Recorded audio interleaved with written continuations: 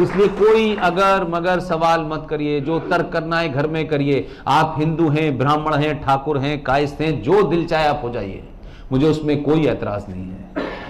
लेकिन अपनी जाति और अपने गोत्र की चिंता घर के चार दीवारी के बाहर मत करिए। जब बाहर निकले आप तो लोग आपको कहें कि ये सनातन के मानने वाले लोग हैं। लिहाजा आप को हामिद भाई के घर जाकर के सिवैयां इसलिए खाना है कि शहर में ये बता सके कि आप बहुत सेकुलर हैं। नहीं, मैं तो जाता हूं, मैं तो हामिद भाई के जाता हूं। और उन हामिद भाई जिनका कटोरा हमारी नानी दादी दरवाजे पे रख देती थी कि पानी पी के गए हामिद, इसे कहीं दरवाजे पे रख देना, उनके गले मिलने और उनकी सिवैयां खाने हर आदमी जा रहा है। 3-3 बार गले मिल रहा है। एक बार गलती से हफ्ते में उस दलित के घर का पानी पी के आइए, ये समस्या मैं कह रहा हूं बगैर लड़े सही हो जाएगी। जो गांधी कहते थे नॉन वायलेंट, बगैर कुछ कहे आप इतने ताकतवर होंगे कि 33 करोड़ हो जाएं, चाहे 57 देश हो जाएं, कुछ नहीं बिगाड़ सकते आपका। हमने बोनों के आगे अपने आप को झुका दिया है, अपनी मूर्खताओं के चलते, अपने कॉम्प्लेक्सेस के चलते। हम सच कहने से डरते हैं। सच कहिए, कोई माई का लाल किसी की गर्दन वर्दन नहीं कलम करता। और मैं बार बार फिर वही बात कहूंगा कि आप तो डरे हुए लोगों से डर रहे हो यार। किसी बहादुर से डरो तो चलो समझ में आता है, किसी बहादुर ने हमको मारा, किसी बहादुर ने हमारे ऊपर रूल किया। कौन है ये लोग भाई? कहां से आए हैं? फारूक अब्दुल्ला का दादा परदादा कौन था? इकबाल का दादा परदादा कौन था? ये जो चले गए जिन्होंने पाकिस्तान के जो फादर ऑफ नेशन है, ये कौन है? ये भी कन्वर्टेड था। तो भाई अगर आप ये कहना शुरू कर दें कि भारत के मुसलमान सब कन्वर्टेड हिंदुओं से हैं, तो पहले तो उनका नशा झटका लगेगा उनको। और खूब कहिए, आप चढ़ाइए मत, उनसे कहो कि बैठो बताओ हमें कि गजनवी कहां से आया था, बाबर कहां से आया था, तो उनको समझ आ जाएगा।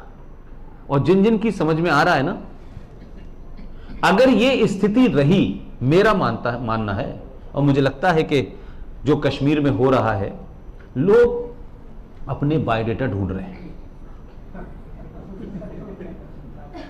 कौन सी डेट में हमारे पूर्वजों ने धर्म बदला था, वो डेट जल्दी से बताओ। इसलिए फारूक अब्दुल्ला का पता चल गया है, इकबाल का पता चल गया है। और मैंने पब्लिकली कहा, फारूक अब्दुल्ला साहब आपको बताने में शर्म आएगी, मैं बता देता हूं। 1722 में आपके पूर्वजों का नाम था राघोराम कौल।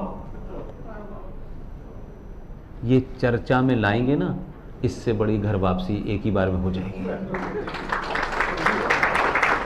ये कहना तो शुरू करिए ना, आप पूछिए ना, क्योंकि तुम्हारी हरकतें हमारी जैसी हैं, वही कर रहे हो तुम भी। आप सब जानते हैं कि जॉर्ज फर्नांडिस क्या था?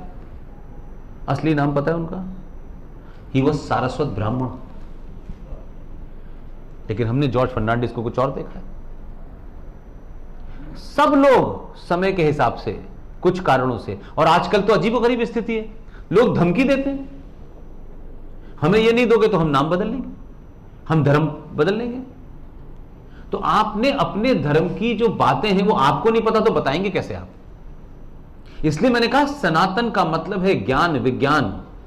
इसलिए आप गंगा की पूजा, सूरज की पूजा, पानी की पूजा, पेड़ की पूजा इसलिए करते हैं कि आप प्रकृति के हिस्से हैं, आप इस ब्रह्मांड के हिस्से हैं। आपने कोई घंटा नहीं बजाना, आपको कोई मंत्र नहीं पढ़ना, इसलिए आपने चिंता ही नहीं की। आपका सिर्फ 24 घंटे ज्ञान से संबंध था और सारी चीजें साइंटिफिक हैं। आपने एक चीज प्रूव नहीं की ऐसी कि आप अनसाइंटिफिक हो।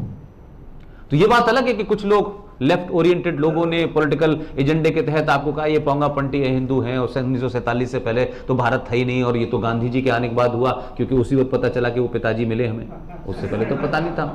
तो कुछ कुछ चीजों को हमने बहुत गलत तरीके से देखा, जिसकी वजह से हम सही बात नहीं पता कर पा रहे। हमारा इतिहास 1947 से नहीं होता, और आज तो सब कुछ अवेलेबल है। आज इंफॉर्मेशन का इतना फ्लो है कि आप गूगल कर लीजिए कि ये जो इलाहाबाद के अंदर जिसका नाम प्रयागराज हो गया है, ये जो कुंभ है, ये 1947 में गांधी जी ने शुरू किया था क्या? हजारों सालों से चल रहा है, हजारों सालों से। और वो इसलिए नहीं चल रहा कि कुछ लोगों को पानी नहीं मिल रहा है तो वहां नहाने आते हैं। उसका पूरी साइंटिफिक प्रक्रिया है। जिस समय होता है उस समय 12 साल के अंदर वो प्लेनेट आके जिस जगह रुकता है, उस वक्त जब रेस धरती पे पड़ती है तो जितना भी पानी होता है वो प्योरीफाई हो जाता है। उसमें नहाने से आपके रोग खत्म हो जाते हैं। ये मैं नहीं कह रहा, ये साइंस कह रही है, लेकिन ये साइंस नहीं बताई गई हमारे यहां। हमारी तो दिक्कत यह है, मैं कल परसों कह रहा था कि हम तो कथा कराने के लिए पंडित जी को बुलाते हैं, पंडित जी का एक भजन हमारी समझ में आ जाए तो नाम बदल दीजिएगा। बस यही समझ में आता है कि पंडित जी ने कहा 500 रुपए यहां रख दीजिए, 200 रुपए यहां रख दीजिए, 25 रुपए। मैं सॉरी, बट हमने इसको रोका नहीं कि पंडित जी आप कथा करने आए हैं या बित्ती भरने आए हैं।